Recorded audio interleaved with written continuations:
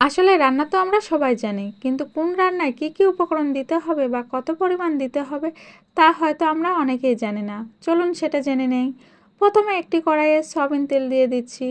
তেল গরম হয়ে আসলে এবার পেঁয়াজ কুচি, দুটো তেজপাতা ও কিছু গরম মশলা দিয়ে ভেজে নিচ্ছি। এবার গরুর মাংস দিয়ে দিচ্ছি। এখানে আমি 1 কেজির মতো গরুর মাংস নিয়েছি। এখন আমি ভালোভাবে গরুর মাংস ভেজে নিব পেঁয়াজের সাথে।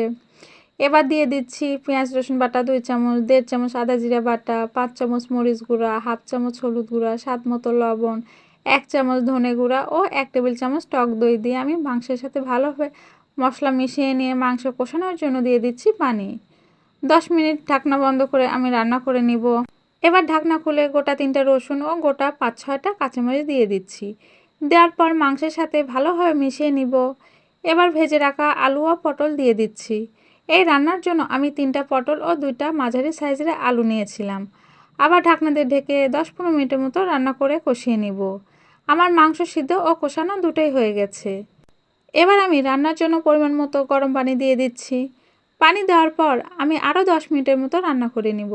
10 মিনিট পর এখন আমি 1 চামচ ভাজা জিরা গুঁড়া ও গরম মশলা গুঁড়া দিয়ে দিচ্ছি। দেওয়ার পর ভালোভাবে মিশিয়ে নিয়েছি। আমার রেসিপি ফলো করে পটল ও আলু দিয়ে মাংস রান্না করলে আপনার রান্নাটিও হবে একদম পারফেক্ট। রেসিপিটি কেমন লাগলো অবশ্যই কমেন্ট করে জানাবেন। ভালো লাগলে একটা লাইক এবং শেয়ার দিয়ে যাবেন। ধন্যবাদ।